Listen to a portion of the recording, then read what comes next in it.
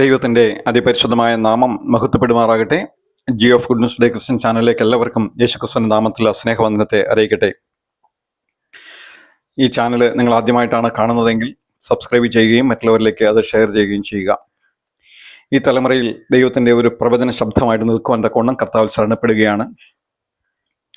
ഇന്ന് സഭകളിൽ നടക്കുന്നതായിട്ടുള്ള ആനുകാലിക സംഭവങ്ങൾ, സമൂഹത്തിൽ നടക്കുന്നതായിട്ടുള്ള ആനുകാലിക സംഭവങ്ങളെല്ലാം ആസ്പദമാക്കി ദൈവോധനം തിരുവെഴുത്ത് എന്ത് പറയുന്നു എന്നുള്ളതിനെ ആസ്പദമാക്കിയിട്ടാണ് ഈ ചാനലിലെ വീഡിയോകളെല്ലാം ചെയ്തുകൊണ്ടിരിക്കുന്നത്. ഇന്ന് നാം ധ്യാനിക്കുവാനായിട്ട് പോകുന്ന ദൈവത്തിൻ്റെ വചനം ഗലാത്യ ലേഖനം 5-ാം അധ്യായത്തിൻ്റെ 7-ാമത്തെ വാക്യമാണ്. നിങ്ങൾ നന്നായി ഓടിയിരുന്നു, സത്യം അനുസരിക്കാതിരിപ്പാൻ നിങ്ങളെ ആര് തടുത്തു കളഞ്ഞു? പൗലോസ് അപ്പോസ്തലൻ ഗലാത്യ സഭയെ നോക്കി ചോദിക്കുന്ന ഒരു ചോദ്യമാണ്. ലേഖനം എഴുതുമ്പോൾ ചോദിക്കുകയാണ്, നന്നായി പോയിക്കൊണ്ടിരുന്ന ഒരു സഭയായിരുന്നു, എന്നാൽ സത്യം അനുസരിക്കാതിരിക്കാൻ നിങ്ങളെ ആരാണ് തടുത്തത്? അനേക സഭകളും നന്നായി പോയിക്കൊണ്ടിരിക്കുമ്പോൾ സത്യത്തിന് വേണ്ടി നിലകൊള്ളാതിരിക്കുവാൻ തക്കവണ്ണം തടുക്കുന്ന ചില ഉപദേഷ്ടാക്കന്മാർ സഭയിലേക്ക് കടന്നു വരുന്നത് നമുക്ക് കാണുവാനായിട്ട് സാധിക്കും. ഇവിടെ പൗലോസ് പറയുകയാണ്, നിങ്ങൾ നന്നായിട്ടാണ് ഓടിയിരുന്നത്, നിങ്ങളുടെ ഓട്ടം പെർഫെക്റ്റ് ആയിരുന്നു, വളരെ കൃത്യതയോടുകൂടിയായിരുന്നു എന്ന് പൗലോസ് പറയുകയാണ്. പൗലോസ് അപ്പോസ്തലൻ തൻ്റെ ലേഖനങ്ങളിലെല്ലാം ഓട്ടത്തെക്കുറിച്ച് പറയുന്നത് നമുക്ക് കാണുവാനായിട്ട് സാധിക്കും. തൻ്റെ നിര്യാണകാലം അടുത്തപ്പോൾ പൗലോസ് അപ്പോസ്തലൻ പറഞ്ഞു, ഞാൻ നല്ല പോർ പൊരുതി ഓട്ടം തികച്ചു, വിശ്വാസം കാത്തു എന്ന് പൗലോസ് പറയുന്നു. മറ്റൊരു ഭാഗത്ത് പറയുന്നു, ഓട്ടക്കളത്തിൽ ഓടുന്നവർ അനേകരെങ്കിലും എല്ലാവരും ബിരുദം പ്രാപിക്കുന്നില്ല. അനേക ഇടങ്ങളിൽ പൗലോസ് തൻ്റെ ലേഖനങ്ങളിൽ ഓട്ടത്തെക്കുറിച്ച് പറയുന്നത് നമുക്ക് കാണുവാൻ സാധിക്കും. ഇവിടെ ഗലാത്യ സഭയെക്കുറിച്ച് പറയുകയാണ്, നീ നന്നായിട്ട് മുന്നോട്ട് പോയിക്കൊണ്ടിരുന്നു, നീ നന്നായിട്ട് ഓടിയിരുന്നു, ഇപ്പോൾ നിന്നെ ആരാണ് സത്യം അനുസരിക്കാതിരിക്കുവാൻ തക്കോണം തടുത്തത് എന്ന് ചോദിക്കുകയാണ്. ഗലാത്യ സഭയിലെ വിശ്വാസികൾ ഇപ്പോൾ ഒരു പ്രശ്നത്തിൽ അകപ്പെട്ടിരിക്കുകയാണ്. കാരണം ആ സഭയിലേക്ക് ഒരു ദുരുപദേശം വന്ന് കയറിയിരിക്കുകയാണ്. ഒരു ദുരുപദേഷ്ടാവ് ആ സഭയിൽ വന്ന് ഒരു പുതിയ ഉപദേശം അവരെ പഠിപ്പിച്ചിരിക്കുകയാണ്. നിങ്ങൾക്ക് ക്രിസ്തു മുഖാന്തരം സ്വാതന്ത്ര്യം ലഭിച്ചു എന്നുള്ളതെല്ലാം ശരി തന്നെ, എങ്കിലും ന്യായപ്രമാണത്തിലെ പരിച്ഛേദന കൂടി ഏറ്റെങ്കിൽ മാത്രമേ നിങ്ങൾക്ക് ശരിയായ നിലയിലുള്ള സ്വാതന്ത്ര്യം പ്രാപിക്കാൻ കഴിയൂ എന്ന് ഒരു ദുരുപദേശം അവിടെ കൊണ്ടുവരികയാണ്. ഇത് ഒരു കർമ്മ പ്രവൃത്തി കൊണ്ടുവരികയാണ്. പ്രവൃത്തി കൊണ്ട് നമുക്ക് നീതീകരണം ലഭ്യമല്ല, വിശ്വാസത്താലുള്ള നീതീകരണമാണ് നാം പ്രാപിച്ചിരിക്കുന്നത്. പൗലോസ് അപ്പോസ്തലൻ പറയുകയാണ്, ഗലാത്യ ലേഖനം 5-ാം അധ്യായത്തിന്റെ 1-ാമത്തെ വാക്യം, സ്വാതന്ത്ര്യത്തിനായിട്ട് ക്രിസ്തു നമ്മെ സ്വതന്ത്രരാക്കി, ആകയാൽ അതിൽ ഉറച്ചു നിൽക്കുവിൻ, അടിമ നുഖത്തിൽ പിന്നെയും കുടുങ്ങിപ്പോകരുത്. ന്യായപ്രമാണത്തിന്റെ പ്രവൃത്തികളാലല്ല നമുക്ക് നീതീകരണം ലഭിച്ചത്. പൗലോസ് അപ്പോസ്തലനെ സംബന്ധിച്ചിടത്തോളം ഇത് ഈ ന്യായപ്രമാണത്തിന്റെ പ്രവർത്തനങ്ങൾ എന്ന് പറയുന്നത് അതൊരു അടിമ നുഖം പോലെയായിരുന്നു. അത് മുഴുവൻ അനുസരിക്കുവാനായിട്ട് ആർക്കും സാധിക്കുമായിരുന്നില്ല. എന്നാൽ യേശുക്രിസ്തു ക്രൂശിലെ രക്തം കൊടുത്ത് നമ്മെ സ്വാതന്ത്ര്യത്തിനായിട്ട് വിലയ്ക്ക് വാങ്ങിയപ്പോൾ കർത്താവ് തന്നെ പറയുകയുണ്ടായി, അധ്വാനിക്കുന്നവരും ഭാരം ചുമക്കുന്നവരുമായുള്ളവരെ നിങ്ങൾ എല്ലാവരും എൻ്റെ അടുക്കൽ വരുവിൻ, എൻ്റെ നുകം മൃദുവും ഞാൻ നിങ്ങൾക്ക് തരുന്നത് വലിയ സമാധാനവുമാണ് എന്ന് അവൻ പറയും. എൻ്റെ നുകം ഏറ്റുകൊണ്ട് എന്നോട് പഠിപ്പിൻ എന്ന് കർത്താവ് പറയുകയാണ്. കർത്താവിൻ്റെ നുകം എന്ന് പറയുന്നത് അത് വളരെ ലഘുവാണെന്ന് പൗലോസ് അപ്പോസ്തലൻ രുചിച്ചറിഞ്ഞതാണ്.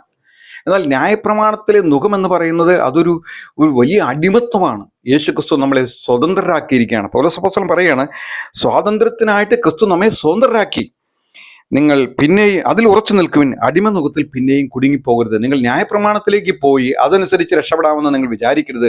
യേശുക്രിസ്തു ക്രൂശിൽ സൗജന്യമായിട്ട് നേടിത്തന്ന നീതീകരണത്താലാണ് നാം കൃപയിലേക്ക് വന്നിരിക്കുന്നത് എന്ന് പൗലോസ് അപ്പോസ്തലൻ പറയുകയാണ്. അതിൻ്റെ തന്നെ അടുത്ത വാക്യത്തിൽ പറയുകയാണ്, നിങ്ങൾ പരിച്ഛേദന ഏറ്റാൽ നിങ്ങൾക്ക് ക്രിസ്തുവിനെ കൊണ്ട് ഒരു പ്രയോജനവുമില്ല. നിങ്ങൾക്ക് പരിച്ഛേദന ഏറ്റത് കൊണ്ടാണ് നിങ്ങൾക്ക് സ്വാതന്ത്ര്യം ലഭിക്കുന്നതെങ്കിൽ യേശുക്രിസ്തുവിനെ കൊണ്ട് നിങ്ങൾക്ക് ഒരു പ്രയോജനവുമില്ല. എന്നാൽ യേശുക്രിസ്തു കൽവരി ക്രൂശിൽ നിവൃത്തീകരിച്ച ന്യായപ്രമാണം മുഴുവൻ നിവൃത്തിയാക്കി നമുക്ക് നേടിത്തന്ന വലിയ സ്വാതന്ത്ര്യത്തിലേക്കാണ് കർത്താവ് നമ്മെ വിളിച്ചിരിക്കുന്നത്. അതുകൊണ്ട് നിങ്ങൾ ഇനി പഴയ ആ ഒരു കർമ്മ പദ്ധതികളിലേക്ക് പോകല്ലേ, ആ ന്യായപ്രമാണത്തിന്റെ നീതീകരണത്തിലേക്ക് നിങ്ങൾ പോകല്ലേ. അതനുസരിച്ച് ജീവിക്കുവാൻ ഈ ഭൂമിയിൽ ആർക്കും സാധ്യമല്ല. അത് നിവൃത്തീകരിച്ച ഏക വ്യക്തി യേശുക്രിസ്തു മാത്രമാണ്. അതുകൊണ്ട് പറയുകയാണ്, നിങ്ങൾ അതിലേക്ക് പോകല്ലേ. ഒരു ദുരുപദേഷ്ടാവ് വന്നിട്ട് അവിടെ ഒരു ദുരുപദേശം പറയുകയാണ്. അവൻ നിങ്ങൾ പരിച്ഛേദന കൂടി ഏൽക്കണമെന്ന് പറയുകയാണ്. ഗലാത്യ ലേഖനം 5-ാം അധ്യായത്തിന്റെ 8-ാമത്തെ വാക്യത്തിൽ പറയുകയാണ്, ഇങ്ങനെ നിങ്ങളെ അനുസരിപ്പിച്ചത് നിങ്ങളെ വിളിച്ചവന്റെ പ്രവൃത്തി അല്ല. നിങ്ങളെ ഈ പരിച്ഛേദനയിലേക്ക് നിങ്ങളെ കൊണ്ടുവന്ന് നിങ്ങളെ നിർബന്ധിച്ച് അനുസരിപ്പിച്ച ആ ദുരുപദേഷ്ടാവ് ചെയ്തത് അത് നിങ്ങളെ വിളിച്ചവന്റെ പ്രവൃത്തിയല്ല, യേശുക്രിസ്തുവിന്റെ പ്രവൃത്തിയേ അല്ലത്, അതൊരു ദുരുപദേശമാണെന്ന് പൗലോസ് അപ്പോസ്തലൻ പറയുകയാണ്. എന്നിട്ട് പറയാണ് ഗലാത്യ ലേഖനം 5-ാം അധ്യായത്തിന്റെ 9-ാമത്തെ വാക്യത്തിൽ, അസാരം പുളിമാവ് മുഴുവൻ മാവിനെയും പുളിപ്പിക്കുന്നു. ചെറിയ ഒരു അല്പം പുളിമാവ് ഉണ്ടെങ്കിൽ നമുക്കറിയാം, ഒരു കലത്തിലോ ഒരു വലിയ പാത്രത്തിലോ വെച്ചിരിക്കുന്ന മാവിനെ മുഴുവൻ ആ ഒരു അല്പം പുളിമാവ് മൊത്തം പുളിപ്പിക്കുമെന്ന് നമുക്കറിയാം. ഈ പുളിമാവ് എന്ന് പറയുന്നത് തിരുവഴുത്തിൽ നമ്മൾ പലപ്പോഴും പരിശോധിക്കുമ്പോൾ അധാർമികതയുടെയും ആത്മീയതയുടെയും എല്ലാം ഒരു തിന്മയുടെ ഫലമാണ് എന്ന് നമുക്ക് കാണുവാനായിട്ട് സാധിക്കും. അതൊരു പുളിച്ച മാവാണ്.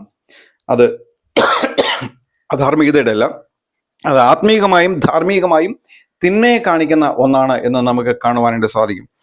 അതുകൊണ്ട് പൗലോസ് അപ്പോസ്തലൻ പറയുകയാണ്, അസാരം പുളിമാവ് മുഴുവൻ മാവിനെയും പുളിപ്പിക്കുന്നു. നിങ്ങൾ ഇനി ആ ഒരു ദുരുപദേശത്തിന്റെ പിന്നാലെ പോകല്ലേ.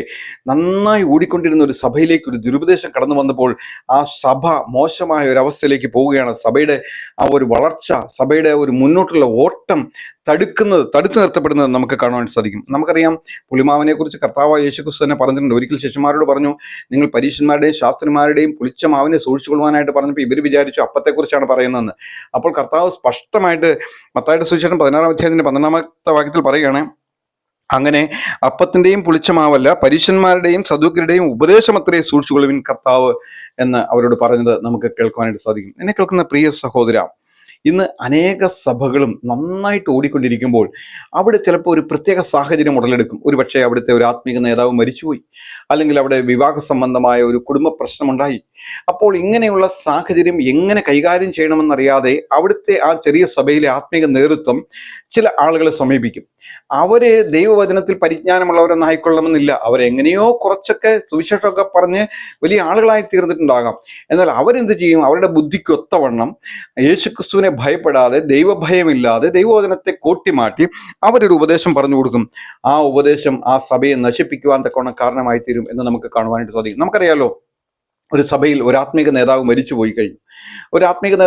പോയി കഴിഞ്ഞാൽ ഒരു പാസ്റ്റർ ആകട്ടെ, ഒരു ഉപദേശിയാകട്ടെ, ഒരു സുവിശേഷകനാകട്ടെ, ഒരു ശുശ്രൂഷകനാകട്ടെ, ഒരു ഇടയനാകട്ടെ, ഒരു മൂപ്പനാകട്ടെ, ആരുമായിക്കൊള്ളട്ടെ, ആ മരിച്ചുപോയ സ്ഥാനത്തേക്ക് അടുത്തതായിട്ട് തിരഞ്ഞെടുക്കപ്പെടേണ്ട ആളെന്ന് പറയുന്നത് ദൈവകൃപ ഉള്ളവരായിരിക്കണം. അങ്ങനെയുള്ളവരെയാണല്ലോ ആ സ്ഥാനത്തേക്ക് കൊണ്ടുവരേണ്ടത്. നമുക്കറിയാം, അപ്പോസ്തലന്മാരുടെ കാലത്തെല്ലാം അവര് മേശയിൽ കഞ്ഞി വിളമ്പാൻ, ഭക്ഷണം വിളമ്പാനായിട്ട് ഉപയോഗിച്ചിരുന്ന ആളുകൾ പോലും ദൈവകൃപയുള്ളവരെ മാത്രമാണ്, വിശ്വസ്തരും ദൈവകൃപയുള്ള ആളുകൾ മാത്രമാണ് അവരെ തിരഞ്ഞെടുത്തിരുന്നത്. അല്ലാത്തവരൊന്നും സഭയിലേക്ക് അടുപ്പിച്ചിരുന്നില്ല. എന്നാൽ ഇന്ന് കാണുന്നത് എന്താണ്? ദൈവകൃപയുള്ളവർക്ക് അവർക്ക് സ്ഥാനം കൊടുക്കാതെ അവരെ മാറ്റി നിർത്തുകയും സമൂഹത്തിൽ ഉന്നതന്മാരായ, സമൂഹത്തിൽ പിടിപാടുള്ള, അല്ലെങ്കിൽ സാമ്പത്തികമായി നല്ല നിലവാരത്തിൽ നിൽക്കുന്ന ആളുകളെ പിടിച്ചെന്ത് ചെയ്യും? മൂപ്പന്മാരാക്കും, ഉപദേഷ്ടാക്കന്മാരാക്കും, പാസ്റ്റർമാരാക്കും. അതോടുകൂടി സഭയുടെ ഓട്ടം നിലയ്ക്കുന്നത് നമുക്ക് കാണുവാനായിട്ട് സാധിക്കും. അതുപോലെ തന്നെ ഒരു വിവാഹ പ്രശ്നം വന്നു കഴിയുമ്പോൾ അത് വളരെ ലഘുവായിട്ടും അത് വളരെ ദൈവകൃപയിൽ ആശ്രയിച്ചും അത് കൈകാര്യം ചെയ്യുവാനായിട്ട് ഒരു ആത്മീയ നേതൃത്വത്തിന് കഴിവുണ്ടാകണം. ഇനി അഥവാ അങ്ങനെ കഴിഞ്ഞില്ലെങ്കിൽ വളരെ നല്ല ഉപദേഷ്ടാക്കന്മാര്, ദൈവഭക്തരായിട്ടുള്ള, ദൈവഭയമുള്ള, വിശുദ്ധന്മാരായിട്ടുള്ള ഉപദേഷ്ടാക്കന്മാരുണ്ട്. അവരുടെ ഉപദേശം തേടണം. എന്നാൽ അങ്ങനെ ഉപദേശം തേടാതെ മിക്കവാറും തങ്ങളുടെ സഭയിൽ തങ്ങളെ ആക്കി വെച്ചിരിക്കുന്ന ഏതെങ്കിലും ഒരു ദുരുപദേഷ്ടാവ് തങ്ങളെക്കാളും കുറച്ച് ഒരു വലിയ നേതാവായിട്ടുണ്ടാകും.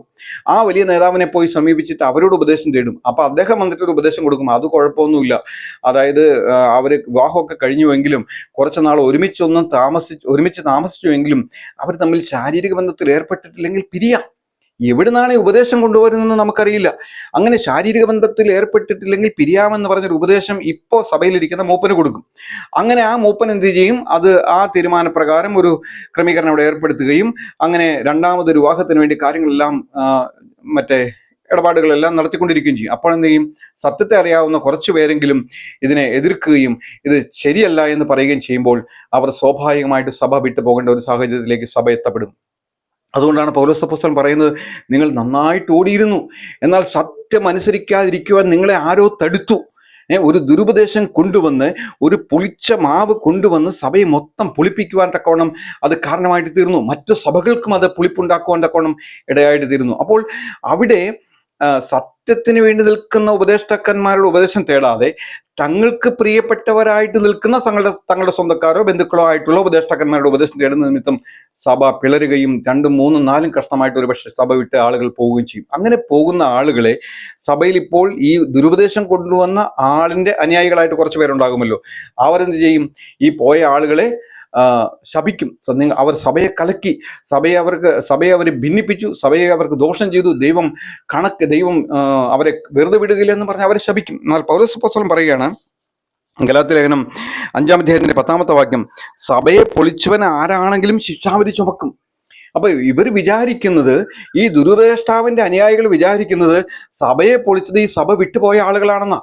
സഭ വിട്ടുപോയ ആളുകളല്ല സഭയെ പൊളിച്ചത്. സഭയെ പൊളിച്ചത് സഭയിലേക്ക് ദുരുപദേശം കൊണ്ടുവന്ന ആളാണ് സഭയെ പൊളിച്ചത്. അതുകൊണ്ടാണ് പൗലോസ് അപ്പോസ്തലൻ പറയുന്നത്, സഭയെ പൊളിച്ചവൻ ആരാണെങ്കിലും ശിക്ഷാവിധി ചുമക്കും. അപ്പോൾ ഈ സഭയെ പൊളിച്ചത് ഈ സത്യത്തിന് വേണ്ടി നിൽക്കുന്ന സഭ വിട്ടു പോയവരാണെന്നുള്ള ചിന്തയിൽ ഈ ദുരുപദേഷ്ടാവിന്റെ അനുയായികൾ ഈ പോയവരെല്ലാം ശപിക്കാനായിട്ട് ആരംഭിക്കും, അവരെ പ്രാകുവാനായിട്ട് ആരംഭിക്കും, അവർക്ക് ദോഷം വരുവാനായിട്ട് നിരൂപിക്കും. അപ്പോൾ എന്ത് സംഭവിക്കും? കർത്താവായ യേശുക്രിസ്തു ഈ ശാപമെല്ലാം തിരികെ അവരുടെ അടുക്കിലേക്ക് അയക്കും. കാരണം കൂടാതെ ശാപം ഏൽക്കുകയില്ലല്ലോ. അവർ സത്യത്തിന് വേണ്ടി നിന്നതുകൊണ്ടാണ് സഭയിൽ നിന്ന് മാറിപ്പോയത്.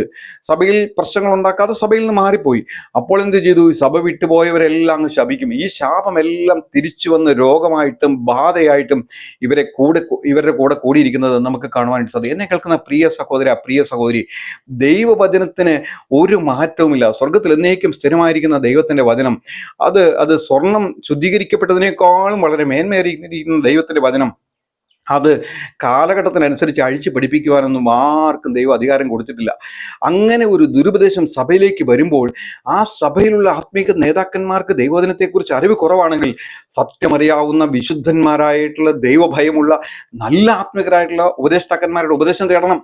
അല്ലാതെ തങ്ങൾക്ക് ബോധിച്ചവരുടെ ഉപദേശം നേടി സഭയെ കലക്കിയതിനു ശേഷം സഭ വിട്ടുപോയവർ മുഖാന്തരം സഭയെ പൊളിച്ചു എന്ന് പറഞ്ഞ് അവരെ ശപിച്ചാൽ ശാപമെല്ലാം തിരികെ വന്ന് അത് വലിയ നാശത്തിന് കാരണമായി തീരുവാൻ ഇടയായിട്ട് തീരും. അതുകൊണ്ട് എന്നെ കേൾക്കുന്ന പ്രിയ സഹോദര, പ്രിയ സഹോദരി, തലമുറയിൽ ദൈവഭയത്തോടെ മുന്നോട്ട് പോകുവാൻ തക്കോണം നീ ഒരു സഭയിൽ ശുശ്രൂഷകനായിരിക്കാം, ഒരു മൂപ്പനായിരിക്കാം, ഒരു ഉപദേഷ്ടാവായിരിക്കാം, ഒരു പാസ്റ്ററായിരിക്കാം, ഒരു ഇടയനായിരിക്കാം, ആര് തന്നെയാണെങ്കിലും ദൈവഭയത്തോടെ സഭയിൽ ഒരു പ്രശ്നം വരുമ്പോൾ തീരുമാനം എടുക്കുവാൻ തക്കോണം ദൈവത്തിന്റെ പരിശുദ്ധാത്മാവ് സഹായിക്കട്ടെ. കർത്താവിന്റെ വലിയ നാമം ഇന്നും എന്നേക്കും വാഴ്ത്തപ്പെടുമാറാകട്ടെ. നമുക്ക് പ്രാർത്ഥിക്കാം.